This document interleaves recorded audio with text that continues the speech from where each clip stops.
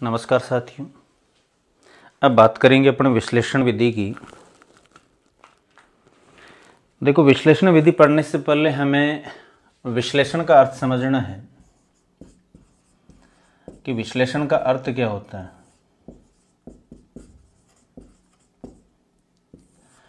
तो साधारण भाषा में अगर अपन बात करें तो विश्लेषण का अर्थ होता है अलग अलग करना, अलग अलग करना, या जिसे अपनी भाषा में अपन कह सकते हैं बिखेरना। या इसके लिए अपन दूसरा अर्थ जो शाब्दिक अर्थ है वो काम में ले सकते हैं। एक को अनेक करना, एक को अनेक करना।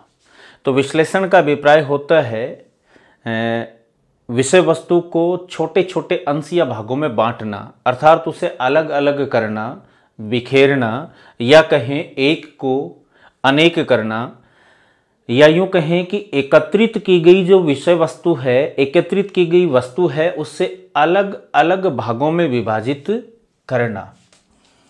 तो देखो, विश्लेषण है ना, वह विधि है जिसमें विषय वस्तु को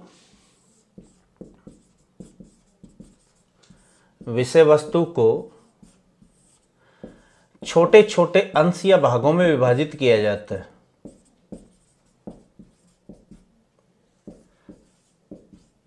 छोटे छोटे अंश या भागों में विभाजित किया जाता है।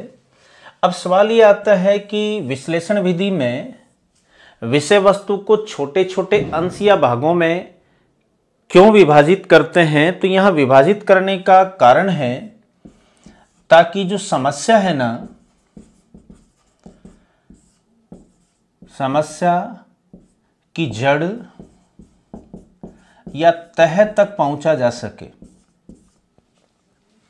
दोबारा देखना, विश्लेषण विधि वह शिक्षण विधि है जिसमें विषय वस्तु या समस्या को छोटे छोटे अंश या भागों में विभाजित किया जाता है।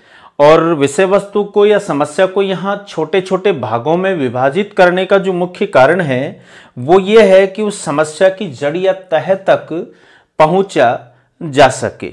इसके बाद बात आती है कि विश्लेषण विधि पूछ लिया जाता है कि जो दुनिया में ये खोज और आविष्कार हुए हैं वो किस विधि पर आधारित हैं। तो यहाँ पर एक मूल बात आपको और याद रखनी है कि विश्लेषण विधि वह विधि है जिसमें अज्ञात रहस्य को खोजते खोजते, वह विधि जिसमें अज्ञात रहस्य को खोजते खोजते ज्ञात रहस्य तक या ज्ञात ज्ञान तक पहुंचा जाता है। अर्थात दुनिया में जितने भी आविष्कार या खोज हुए हैं वो सारे किस विधि पर आधारित हैं? विश्लेषण विधि पर आधारित हैं। फिर बात आती है कि विश्लेषण विधि के शिक्षण सूत्र कौन से हैं, ये किन शिक्षण सूत्रों पर आधारित है। तो एक शिक्षण सूत्र तो आपको यहां से नजर आ रहा होगा कि विश्लेषण विधि में अज्ञात रहस्य को खोजते खोजते ज्ञात रहस्य तक पहुंचा जाता है।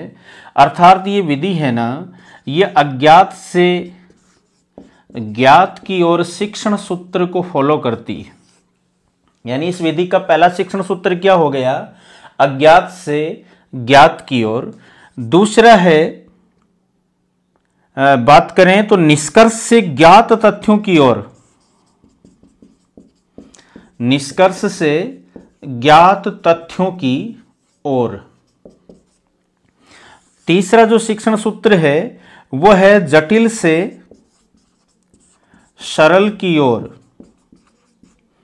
और चौथा शिक्षण सूत्र है वो है प्रमाण से प्रत्यक्ष की ओर। दोबारा देखना, विश्लेषण का अर्थ क्या होता है? तो विश्लेषण का अर्थ होता है अलग अलग करना या बिखेरना, या यूं कह सकते हैं एक को अनेक करना।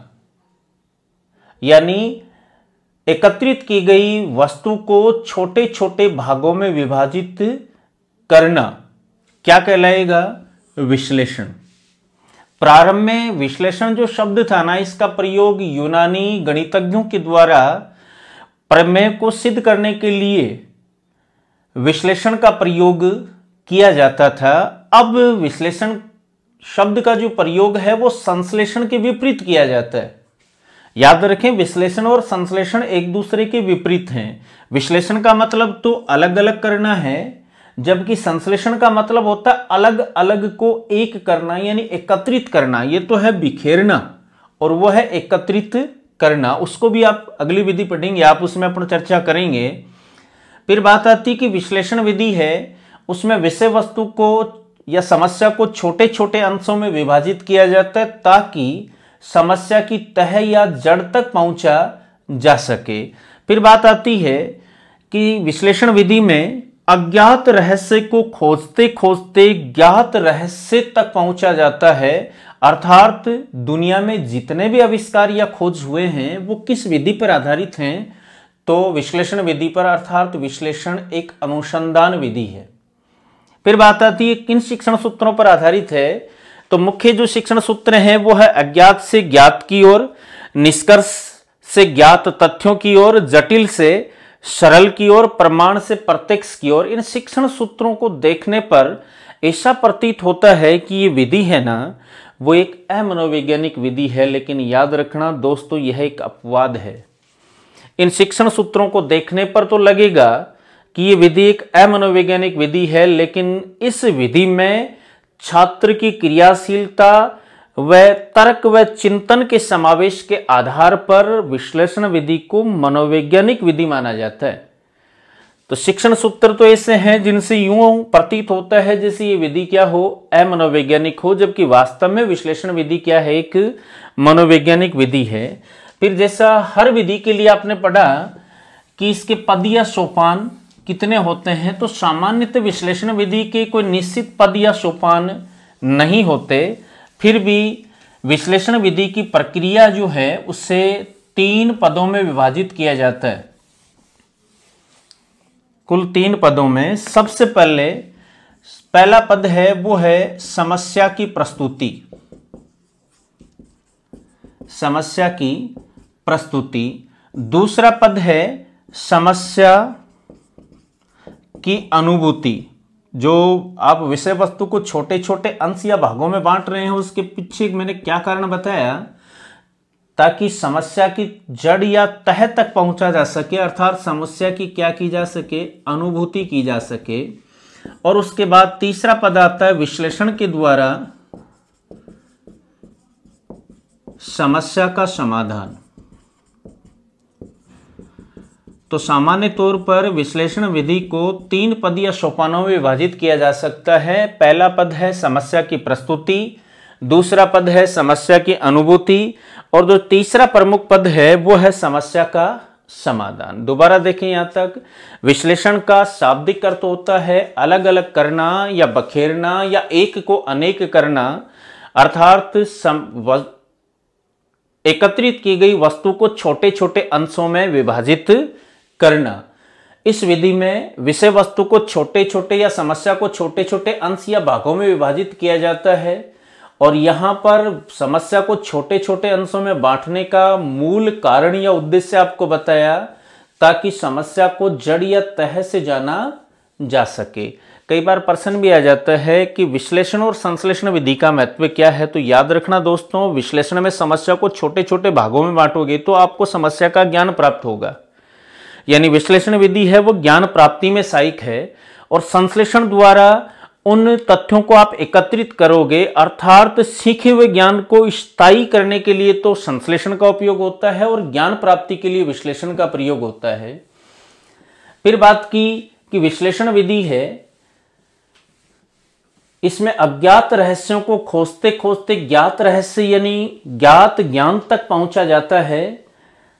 दुनिया में या विश्व में जितने भी खोज या आविष्कार हुए हैं वो सारे किस विधि पर आधारित हैं? विश्लेषण विधि पर आधारित हैं, अर्थात यह विधि एक अनुसंधान विधि है। फिर इसके शिक्षण सूत्रों की बात की, अज्ञात से ज्ञात की ओर, ज्ञात तथ्य निष्कर्ष से ज्ञात तथ्यों की ओर, जटिल से सरल की ओर, प्रमाण से प्रत्यक्ष की ओर। इन शिक्षण सूत्रों के आधार पर यह विधि है ना वो एक अमनोवैज्ञानिक विधि प्रतीत होती है, जबकि ये विधि कैसी है, एक मनोवैज्ञानिक विधि है, क्योंकि इसमें छात्र क्रियाशील रहता है, ये क्रियाशीलता पर आधारित है, तार्किक है, इसलिए इसे मनोवैज्ञानिक विधि माना जाता है। फिर बात की कि विश्लेषण विधि है, इसके पद या सोपान कितने हैं, तो सामान्यतः विश्लेषण विधि है उसके कोई निश्चित सोपान नहीं होते, लेकिन फिर भी इसकी प्रक्रिया को कितने पदों में बांट सकते हैं अपन, 3 में। सबसे पहले समस्या की प्रस्तुति, उसके बाद समस्या की अनुभूति, और तीसरा पद होता है विश्लेषण के द्वारा समस्या का समाधान। अब इसके गुण दोषों की बात करें कि विश्लेषण विधि के गुण और दोष क्या है। सबसे पहले गुणों की बात, और पहला गुण है ये मनोवैज्ञानिक विधि है, और यहां मैंने अपवाद जो था वो पहले आपको बता दिया कि शिक्षण सूत्रों के आधार पर तो ऐसा प्रतीत होगा कि ये विधि अमनोवैज्ञानिक है, जबकि छात्रों की क्रियाशीलता, तर्क व चिंतन के आधार पर इस विधि को आप क्या मान सकते हो, मनोवैज्ञानिक विधि। ये क्रमबद्ध और व्यवस्थित है, इसका मतलब वैज्ञानिक विधि भी है। ये छात्रों की क्रियाशीलता पर आधारित है, अर्थात इसमें मुख्य भूमिका में छात्र होता है, तो ये एक बाल केंद्रित विधि भी है। तो 3 ये प्रमुख गुण जो आपने प्रयोजना में पढ़े, वही तीनों गुण यहां भी आ रहे हैं। ये मनोवैज्ञानिक विधि है, यह एक वैज्ञानिक विधि है, इसके अलावा यह एक बाल केंद्रित विधि है। चौथा आ जाएगा ये छात्रों की क्रियाशीलता पर आधारित है। अब छात्रों की क्रियाशीलता का मतलब इसमें छात्र स्वयं क्रिया करके सीखते हैं। तो जैसा आपने पढ़ा कि स्वयं क्रिया करके सीखा हुआ ज्ञान है ना, वो स्थायी होता है, अर्थात इस विधि से प्राप्त जो ज्ञान है वो कैसा होगा, स्थायी ज्ञान होगा। और स्थायी ज्ञान का यदि विस्मरण भी हो जाता है ना, तो उसे आसानी से पुनः प्राप्त किया जा सकता है। इसके अलावा छात्र स्वयं समस्या का समाधान करना भी सीख जाएंगे।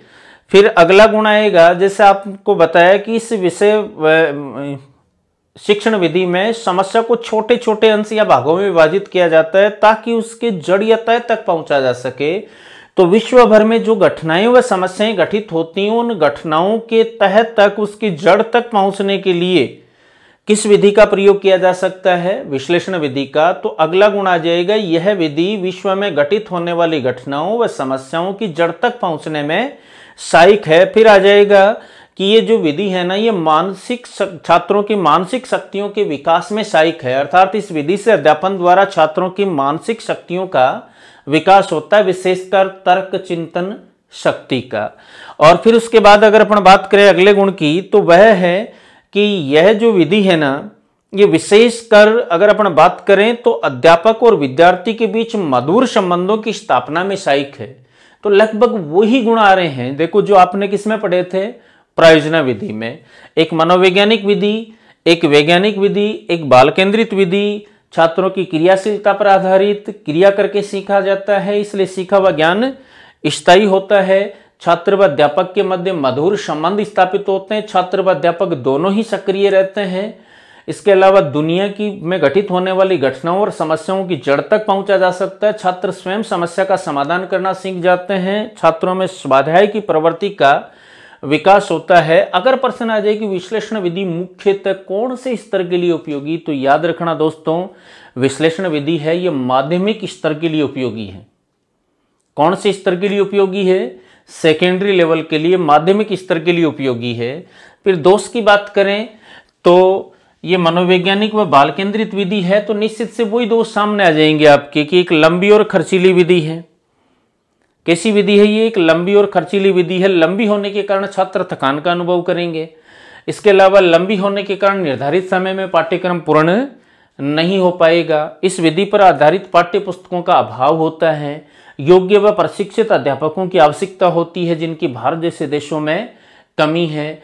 बड़ी छात्र संख्या वाली कक्षाओं के लिए उपयोगी नहीं है। जैसा आपने पढ़ाई कि माध्यमिक स्तर के लिए उपयोगी, इसका मतलब ये विधि छोटी कक्षाओं के लिए उपयोगी नहीं है। ये प्रमुख इस विधि के दोष हैं। इसके अलावा विषय वस्तु के सभी प्रकरणों का अध्ययन इस विधि से संभव नहीं है। इसके बाद अगली विधि आप पढ़ेंगे संश्लेषण विधि। धन्यवाद।